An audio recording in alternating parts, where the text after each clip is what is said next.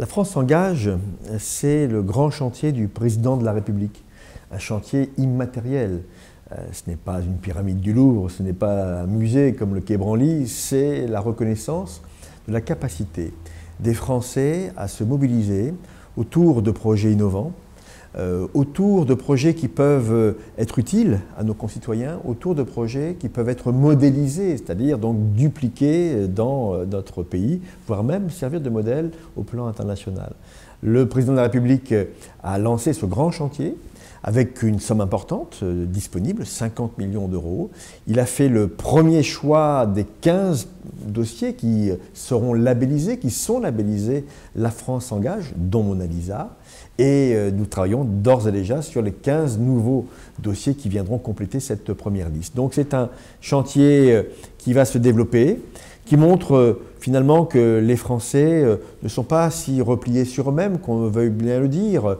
Aujourd'hui, 1 300 000 associations, 16 millions de bénévoles, 10% de l'emploi dans notre pays. C'est une force considérable.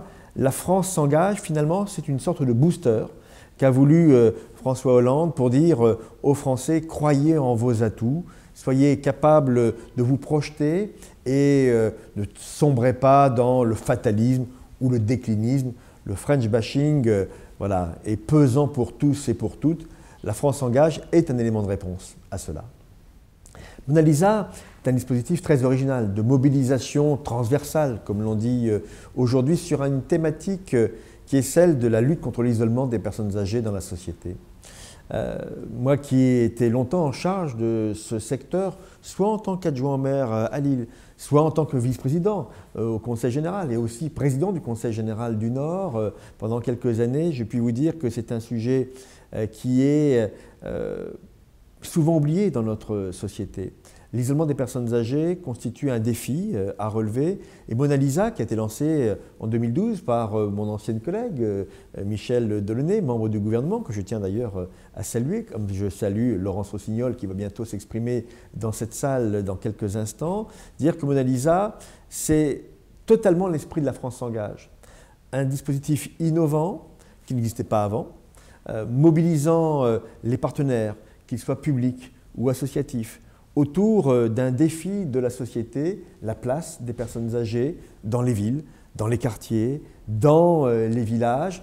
Dans cette période que nous avons vécue, qui est encore douloureuse, nous le savons bien, faire la place qui leur est due aux personnes âgées, eh bien, c'est aussi relever un défi de société qui honore l'esprit de la République au travers de la liberté, de l'égalité et de la fraternité. L'engagement citoyen, c'est donner du temps, de l'énergie, donner des idées pour des projets qui vous dépassent, qui n'intéressent pas que votre vie quotidienne. L'intérêt collectif l'emportant sur l'intérêt individuel. Donc l'engagement citoyen est partie intégrante des valeurs de la République. La République, c'est savoir vivre en société et dans une logique où chacun y trouve sa place, mais en se disant que donner aux autres est un élément d'équilibre essentiel pour son bien-être personnel y compris. Donc cette notion-là doit être affinée. C'est la mission qui a été donnée au président du Sénat, au président de l'Assemblée nationale, par le président de la République, pour justement donner corps à cette notion qui existe déjà. Le service civique, naturellement pour les jeunes, mais aussi bien sûr l'engagement associatif. Encore une fois, s'engager pour les autres, c'est se respecter soi-même, c'est donner du sens à sa vie, c'est de se considérer que la vie collective doit être préservée et on doit y apporter quelque chose.